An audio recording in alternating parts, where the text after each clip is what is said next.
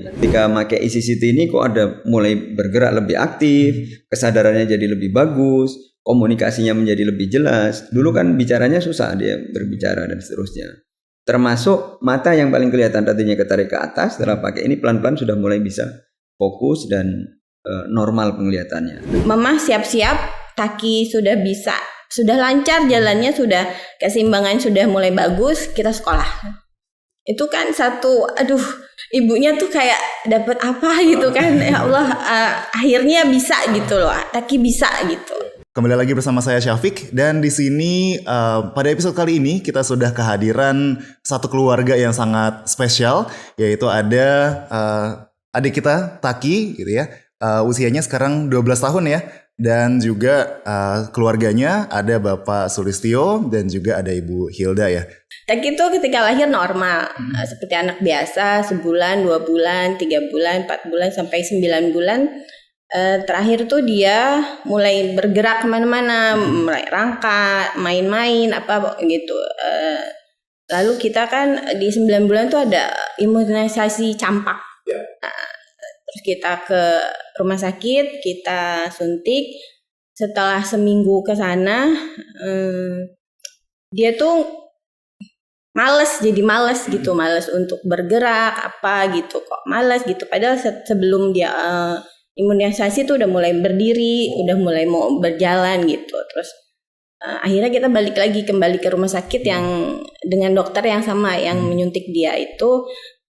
Terus kita bilang, kata dokternya itu kalau orang Jawa bilang apa, jarem gitu, gak apa-apa. Terus kita bilang, kok dok kepalanya kok membesar, lingkar kepalanya membesar. Tapi dokter tuh ngasih semangat. Dia bilang, wah ini kepalanya besar, nanti otaknya besar, akan pinter, pokoknya gitulah, kasih semangat, lebih cerdas, lebih itu gitu. Sudah kita balik ke rumah. Lama gitu dia semakin lemah gitu, semakin nggak mau gitu. Akhirnya kita datengin tuh karena kan curiga gitu, kenapa kok ini anak tadinya udah mau berdiri tiba-tiba kok dia nggak bisa apa-apa gitu. Akhirnya kita beberapa rumah sakit, akhirnya ada satu rujukan dokter anak, suruh ke dokter syaraf, dirujuk untuk CT scan. Setelah itu CT scan ternyata sudah hati ibunya hancur, bapaknya juga sedih. Ternyata ada didiagnosa tumor otak dan cairan hidrosefalus. Sudah sebesar bola tenis ya. Iya, memang diketahui ada massa, jadi disimpulkan ada tumor. Harus dilakukan proses selanjutnya, pembedahan. Tetapi proses pembedahan itu kan perlu kemudian ditaruh di lab, apakah ini tumor Cina atau ganas gitu ya. Nah, proses selanjutnya semacam itu. Iya, di dua rumah sakit yang berbeda merekomendasikan untuk dioperasi kraniotomi. Jadi harus dibuka, diambil yang mampu untuk diambil waktu itu ya. Maka proses selanjutnya masuk sambil observasi di salah satu rumah sakit di Jakarta. Saya berusaha untuk mencari alternatif sebetulnya.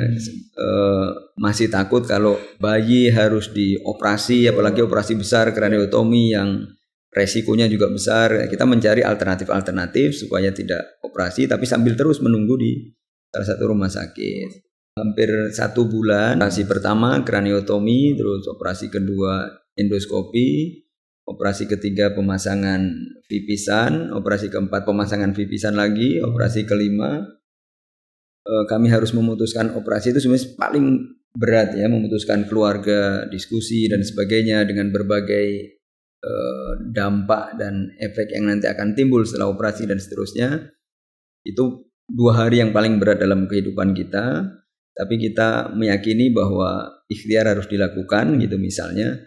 Kemudian ya tidak dioperasi resikonya besar, dioperasi juga dengan resiko yang tidak kecil gitu ya. Jadi kami memilih operasi sambil mencari alternatif pengobatan. Iya, anak yang misalnya kalau diambil darah ya nggak pernah nangis, jadi diem aja. Tidak dioperasi juga akan ada dampak. Dioperasi ada dampak yang besar, meskipun kan berarti ada terobosan baru daripada didiamkan untuk tetap bertumbuh. Dan belum ada obat untuk menghambat atau mengurangi masa itu. Waktu itu kita belum kenal ini alat yang satu ini. Kemudian kita memilih itu dan kemudian pasca operasi itu masih belum ada perubahan, jadi masih lemah dan sebagainya. Justru ketika dibawa pulang, kepalanya membesar satu, jadi malah tambah satu, ada benjolan sebesar separuh dari kepala. Jadi seperti kepalanya dua waktu itu ya. Jadi ada cairannya tidak bisa dialirkan, justru cairannya malah melimpah. Kepalanya jadi ada satu kepala inti, ada satu lebih bagian dari separuh bagian lain yang membengkak. Ini kita bawa, dioperasi sekali lagi, dipasang pompa, terus kemudian dilakukan endoskopi waktu itu ya untuk mengambil sisa-sisa tumor yang tersisa. Nah tapi itu pun tidak bisa diambil banyak karena memang terjadi pendarahan di otaknya. Nah akhirnya proses-proses itu kita lalui. Setelah itu masih ada proses selanjutnya, penyinaran untuk sisa-sisa tumor yang tidak bisa diambil. Nah ini ada cerita uniknya. Kita ngantri di salah satu rumah sakit di Jakarta untuk penyinaran. Pas kita ngambil antrian itu, kita tanya kan waktu kita operasi itu ada beberapa pasien dalam satu ruangan ya. Nah pasien yang lebih dulu operasi ketika dilakukan penyinaran, mohon maaf hasilnya tidak maksimal malah meninggal. Terus kita mundur, besoknya lagi datang lagi, ketemu pasien yang kedua yang lebih dulu operasi yang sudah dilakukan penyinaran, kita tanya lewat WA juga nggak ada. Jadi ketiga kita memutuskan kita kayaknya bukan jalannya, sudah dikasih rambu-rambu, sudah dikasih ini kayaknya kok beresiko untuk dilakukan hal tersebut. Akhirnya kita pulang, kemudian mencari beberapa alternatif pengobatan ke berbagai tempat. Nah, kemudian kita mempertimbangkan, membaca berbagai literasi, kemudian membandingkan lebih kecil. Misalnya obat alternatif itu kan tidak terlalu berdampak, jadi kecil sehingga tubuh bisa menyesuaikan. Nah, alternatif itu tidak ada dampak karena memang mengobatinya dengan pelan-pelan, dengan dampak yang kecil sehingga hampir tidak dampak karena tubuh sudah terus menyesuaikan. Kalau obat langsung, misalnya sakit kepala, diobati langsung hilang, tapi itu dampaknya ke yang lain, misalnya ke ginjal, ke apa, ada itu obat itu ya, dan seterusnya. Nah perubahan yang frontal itu pasti berdampak besar. Nah kita memilih karena Taki waktu itu setelah tidak penyinaran, kondisinya lebih stabil, minum sudah mau, ya mulai bergerak, kepala sudah mulai digelengkan, maka kita kemudian memilih untuk mencari alternatif karena kondisi anaknya sudah bagus. Nah kemudian tidak memilih alternatif yang beresiko dan drastis untuk dilakukan. Sampai terakhir kita menemukan alternatif yang lain yaitu alat ECCT ini. Mungkin boleh diceritakan sedikit ya kalau ECCT itu seperti apa sih alatnya dan mungkin tahu pertamanya itu dari mana sih ada treatment seperti ini?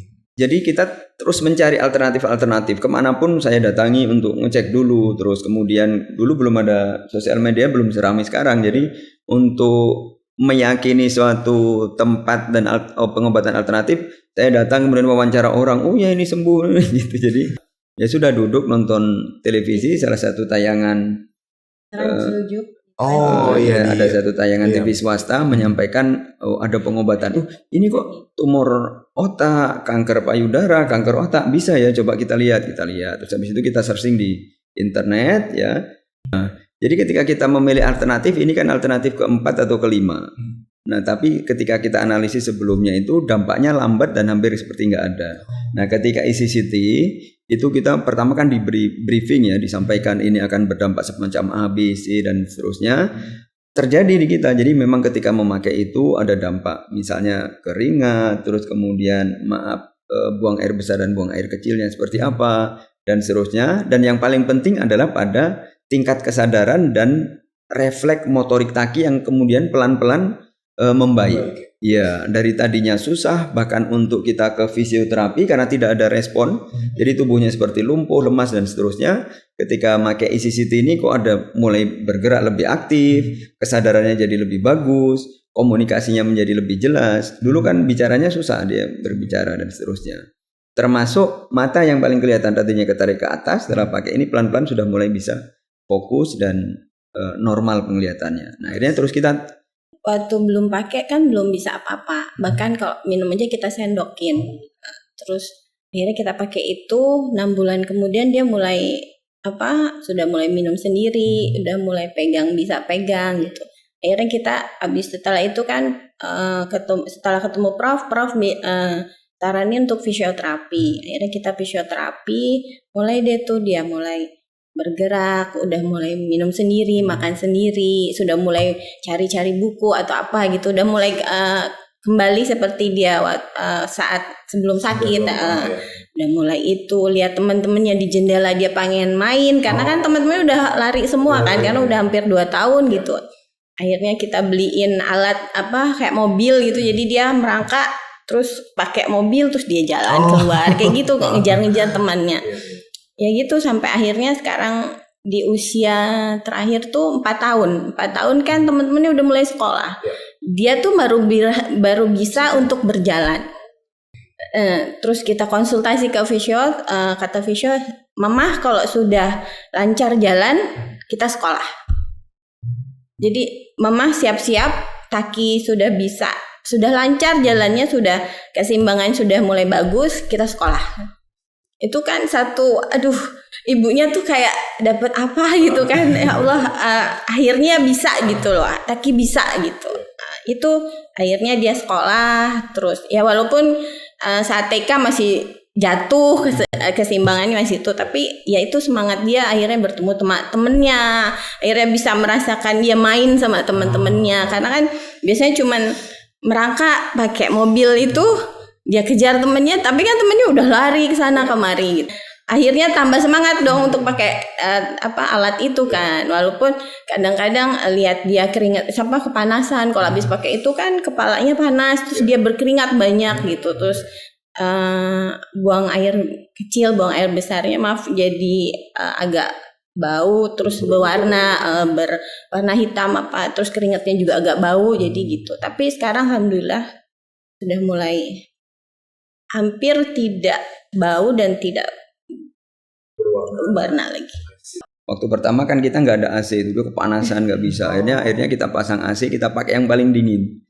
Jadi dia kepanasan, yang lain kedinginan karena pakai yang paling dingin. Untuk supaya dia nggak terlalu kepanasan pakai alat itu, kita pakai AC yang paling dingin. Yang lainnya kedinginan. Akhirnya kita beli selimut yang tebal untuk kakak-kakaknya. Dia nggak pakai selimut, jadi nyaman begitu. Untuk kenyamanannya gitu upayanya. Rambutnya tadi lurus pakai itu, nah sekarang keriting jadi lurus. Jadi lebih ganteng lah karena keriting. Iya sih, rambutnya lurus ya. Semua dia agak keriting.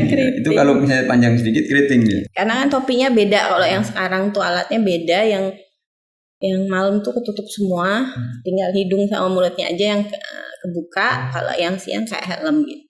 Dan sejauh 10 tahun pemakaian itu kita melihat memang betul, jadi pemakaian dalam tahun pertama dampaknya nanti seperti apa, terus kemudian tanda-tanda yang akan terjadi ketika pemakaian disiplin itu seperti apa. Kami makin yakin bahwa ini memang memiliki dampak yang positif bagi tumbuh kembang Taki, sekaligus juga mengurangi tumbuhnya massa tumor di kepala Taki.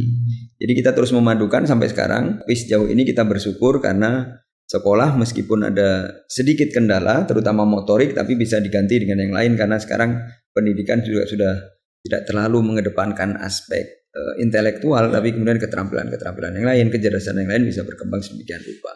Jadi ada kekhawatiran ada, tapi besarnya peluang-peluang yang lain itu menjadikan kita lebih optimis untuk masa depan. Nah, kedua, ya main bola boleh sekarang. Sudah boleh ya? Boleh. Ya. Paling sering jatuh dia, tapi nggak apa-apa. Lama-lama bagian dari proses alami untuk melindungi dirinya akan bertumbuh ketika dia jatuh. Main bola, peta umpet, apa macam-macam. Ada kekhawatiran keterbatasan dia, tapi sekarang sudah kita bebaskan untuk dia sudah bisa lah untuk menjaga diri. Udah mengerti. Ya pulang jatuh paling ya kita obati, ya biasa jatuh.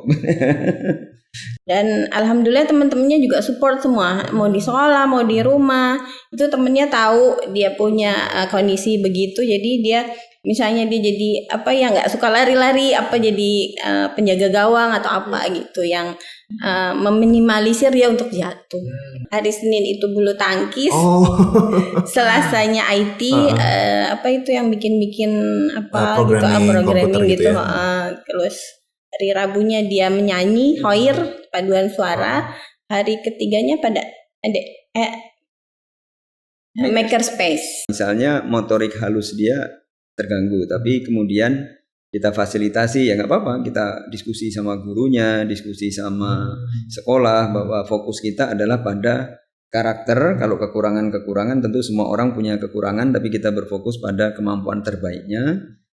Jangan terfokus pada kendala. Kendala ya PR kita terus melatih motorik, terutama di motorik ya, ngikat tali sepatu, ngancingkan baju. Banyak diskusi sama ahli-ahli pendidikan, bahkan dia mengatakan, saya sendiri nggak bisa mengancingkan baju, tapi bajunya dia dulu awal-awal kita ganti sama yang keren, ditarik gitu. Jadi kita modifikasi sedemikian rupa supaya dia tidak tertinggal dan punya fokus pada kemampuan-kemampuan yang terbaik untuk dimiliki oleh Taki. Jadi intinya kita ingin menularkan kasih dan berbagi harapan bahwa setiap penyakit itu ada obatnya, jangan menyerah. Banyak orang yang penuh cinta juga membantu mereka, dan kemanusiaan itu dipupuk dengan cinta kasih untuk merasakan penderitaan orang dan membantu semaksimal mungkin atau semampu kita untuk orang lain bisa berbahagia, kira-kira gitu.